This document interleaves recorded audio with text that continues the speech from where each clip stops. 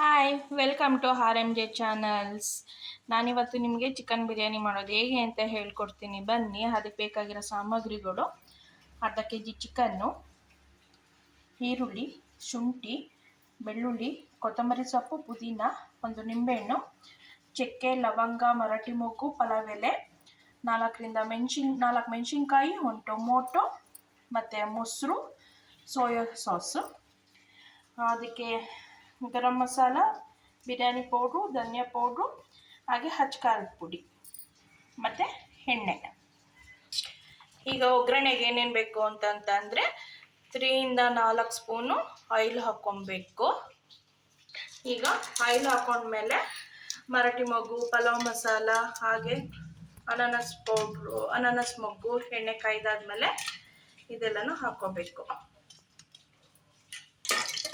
ನೋಡಿ, ಇದನ್ನು ಸ್ವಲ್ಪ ಫ್ರೈ ಮಾಡ್ಕೊಳ್ಳೋಣ. ಈಗ ಅದಕ್ಕೆ ಈರುಳ್ಳಿ, ಮೆಣಸಿನ್ಕಾಯಿ, ಈರುಳ್ಳಿ ಮೆಣಸಿನ್ಕಾಯಿ ಹಾಕ್ಕೊಂಡು ಸ್ವಲ್ಪ ಫ್ರೈ ಮಾಡ್ಕೊಳ್ಳೋಣ.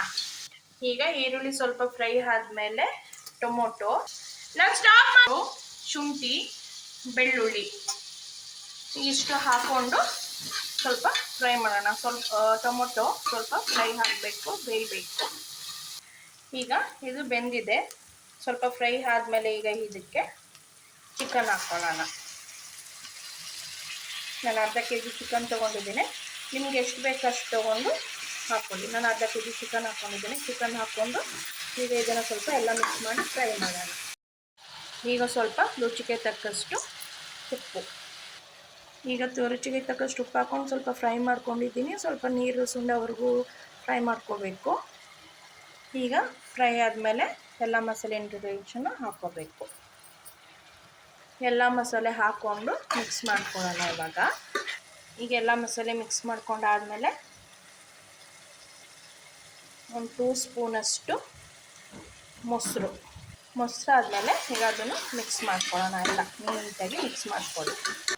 ಮೊಸರು ಹಾಕ್ಕೊಂಡು ಮಿಕ್ಸ್ ಮಾಡ್ಕೊಂಡಾದ್ಮೇಲೆ ಒಂದು ಸ್ಪೂನಷ್ಟು ಸೋಯಾ ಸಾಸ್ ಹಾಕ್ಕೋಬೇಕು. ಸೋಯಾ ಸಾಸ್ ಆದಮೇಲೆ ಎಲ್ಲ ನೀಟಾಗಿ ಮಿಕ್ಸ್ ಮಾಡ್ಕೊಳ್ಳೋಣ 2 ನಿಮಿಷ. ಈಗ ನಾನು ಮಾಮೂಲಿ ಸಣ್ಣ ಅಕ್ಕಿನೇ ತೊಳೆದು 2 ನಿಮಿಷ ನೆನೆ ಹಾಕ್ಕೊಂಡಿದ್ದೀನಿ. ನನಗೆ ಅರ್ಧ ಕೆ.ಜಿಗೆ ನಮ್ಮ ಮನೇಲಿರೋ 3 ಜನಕ್ಕೆ ನಾನು 2 ಗ್ಲಾಸ್ ಅಕ್ಕಿ ಹಾಕ್ಕೊಂಡಿದ್ದೀನಿ. ಅದನ್ನು ತೊಳೆದು ನಾವು ಮಾಡಬೇಕಾದಾಗಲೇ ಒಗ್ಗರಣೆ ಮಾಡ್ಕೊತೀರಲ್ಲ, ಆವಾಗ ತೊಳೆದು ನೆನೆ ಹಾಕ್ಕೊಂಡ್ರೆ ಸಾಕು. ನೆನೆ ಹಾಕ್ಕೊಂಡಿದ್ದೇನೆ. ನೋಡಿ, ಈ ರೀತಿ ಆಗಿದೆ.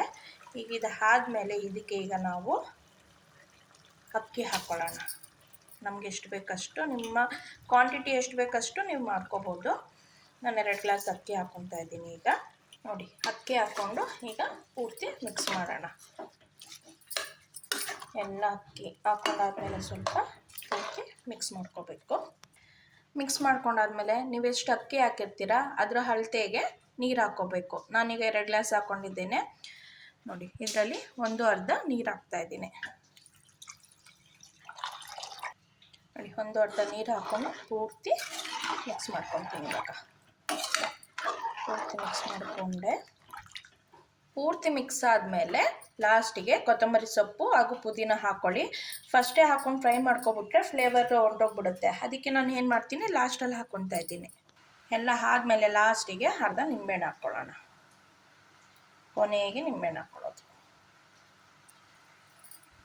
ನಿಂಬೆಹಣ್ಣು ಹಾಕ್ಕೊಂಡು ಈಗ ಪೂರ್ತಿ ಮಿಕ್ಸ್ ಮಾಡೋಣ. ಇವಾಗ ಒಂದು ಕುದಿ ಬರೋ ತನಕನೂ ವಿಷಲ್ ಹಾಕಬೇಡಿ, ಮುತ್ತಲ ಹಾಕಬೇಡಿ. ಒಂದು ಕುದಿ ಬಂದಮೇಲೆ ಮುತ್ತಲ ಹಾಕಿ.